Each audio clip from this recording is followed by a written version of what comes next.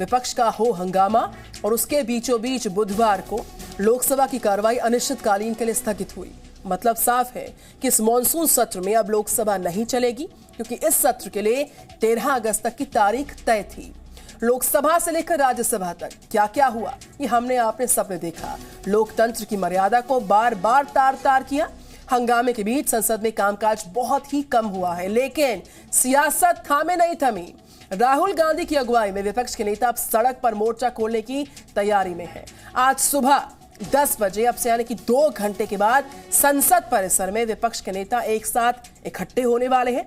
फिर वहां से विजय चौक जाएंगे और देश को ये बताने की कोशिश करेंगे कि सरकार मुद्दों से भागती फिर रही है और उन्होंने संसद का सत्र भी छोटा कर दिया। एक खास रिपोर्ट के साथ शुरुआत।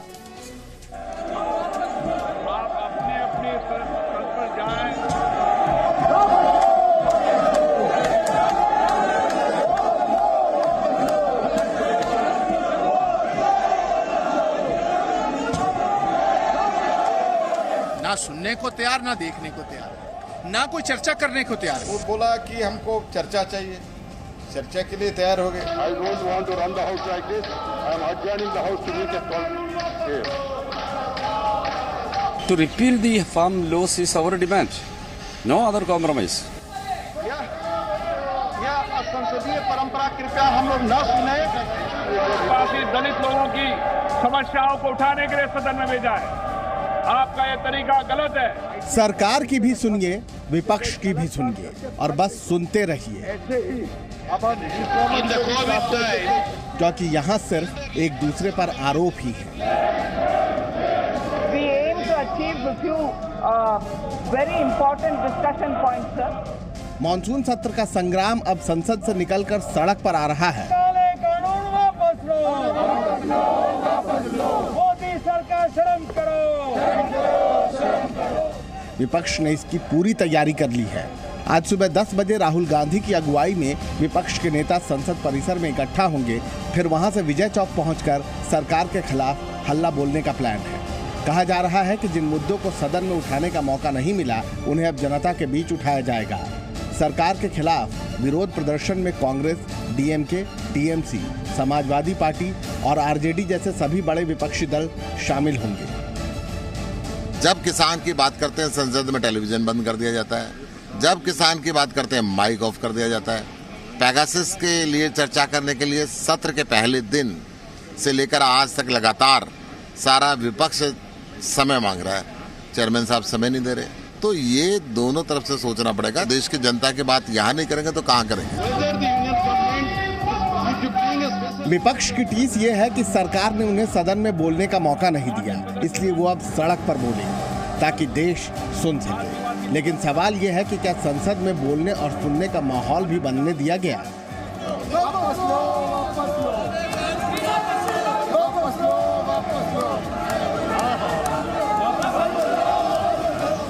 कांग्रेस के सांसदों ने पूरे मॉनसून सत्र में संसद से बाहर किसान और संसद के अंदर पेगासस की रट लगाए रखी। 19 जुलाई से 9 अगस्त के बीच संसद के दोनों सदनों में कांग्रेस ने 2 मुद्दों पर काम रोको प्रस्ताव का नोटिस दिया, जिसमें 5 बार पेगासस जासूसी कांड पर और 4 बार कृषि मुद्दे पर स्थगन का प्रस्ताव दिया गया। कांग्रेस के सांसद कृषि मुद्दे पर काम रोको प्रस्ताव भी देते रहे और बाहर जंतर मंतर तक घूम घूम कर उनके नेता ये भी कहते थे कि कृषि पर चर्चा कैसी, केवल कानून रद्द करने की मांग है। यहाँ पे हम किसानों को, हिंदुस्तान के सब किसानों को अपना पूरा का पूरा समर्थन देने आए। चर्चा से कोई काम नहीं चलेगा। ये काले कानून है, इनको रद्द करना।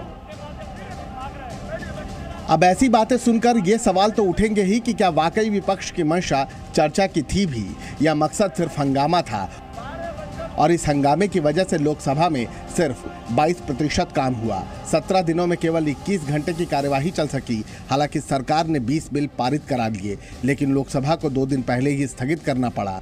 उधर राज्यसभा में 3 हफ्ते में 23% भी काम नहीं हो सका। इस हंगामे में देश के जरूरी मुद्दों पर ना तो चर्चा हो सकी और ना ही कोई फैसला हो सका। ऊपर से देश के खजाने को जो नुकसान पहुंचा सो अलग। निश्चित रूप से समय आ गया, देश की जनता भी चाहती है कि सदन में कामकाज होना चाहिए, चर्चा होना चाहिए। सदन तख्तियां नारेबाजी के लिए नहीं है और देश की जनता भी ये चाहती है कि संसद चलना चाहिए। हम और राजनीतिक दलों से सबके बैठकर चर्चा करेंगे कि देश की जनता की अपेक्षाएं, आकांक्षाओं के अनुसार सदन चलना चाहिए और जनता की बात संसद के माध्यम से सरकार पहुंचाए, ऐसी कोशिश करें। जाहिर है देश के लोकतंत्र को मजबूत बनाने की सबसे बड़ी जिम्मेदारी नेताओं की है, लेकिन जब संसद में नेताओं का आचरण ही मर्यादित नहीं होगा तो लोकतंत्र की परंपराएं कैसे मजबूत और स्वस्थ होंगी। दिल्ली से ब्रह्म प्रकाश दुबे के साथ ब्यूरो रिपोर्ट, जी मीडिया।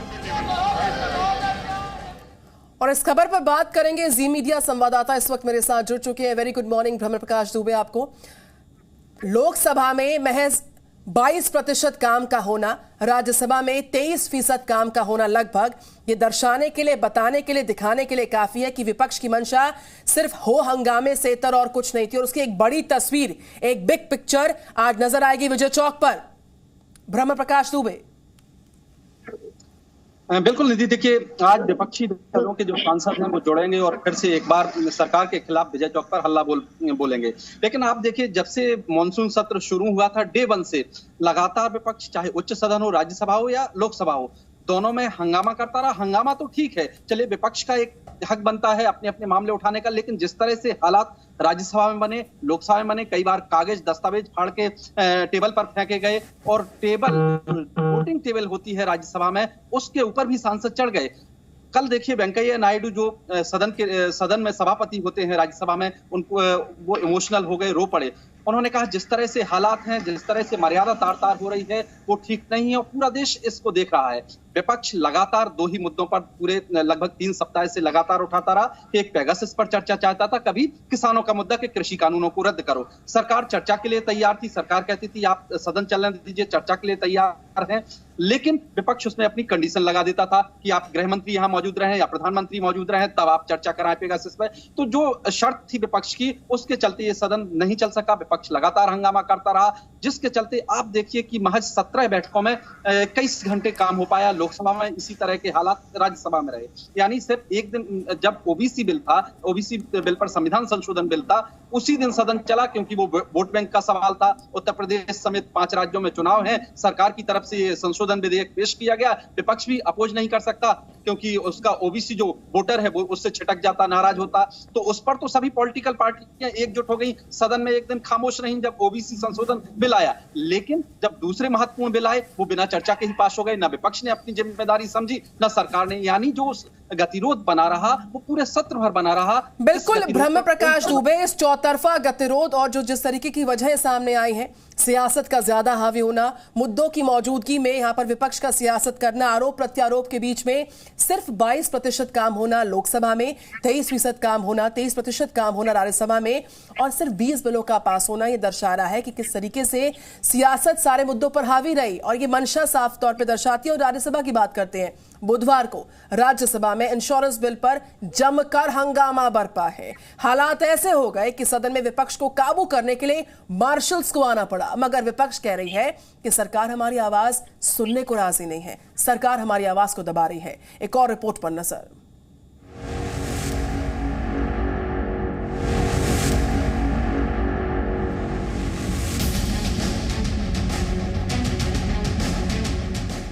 ये तस्वीरें भारत की संसदीय लोकतांत्रिक प्रक्रिया की असली सूरत पेश करती हैं, जहां सत्ता और विपक्ष देश की खातिर अपनी नीतियां और सियासत की दिशा तय करते हैं। आप अपने और ये है देश की संसद में विपक्षी सियासत की बदसूरत तस्वीर, जहां विपक्ष ने मानो ठान लिया है कि न काम करूंगा, न करने दूंगा, न संसद का सम्मान रखूंगा, न बचने दूंगा।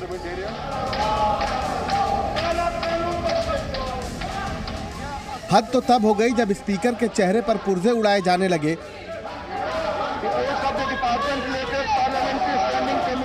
राज्यसभा में चेयर पर रूल बुक फेंककर हमले की कोशिश की जाने लगी।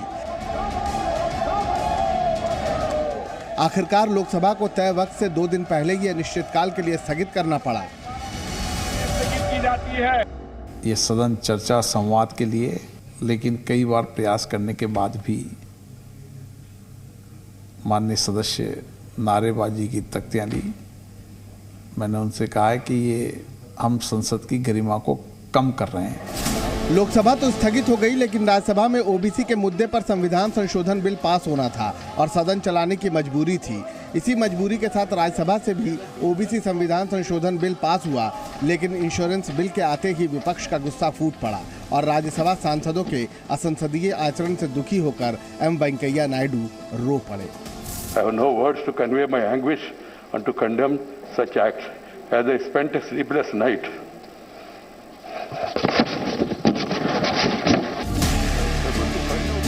देश के उपराष्ट्रपति रोए जा रहे हैं, लेकिन शर्मनाक सियासत फिर भी थमती नहीं।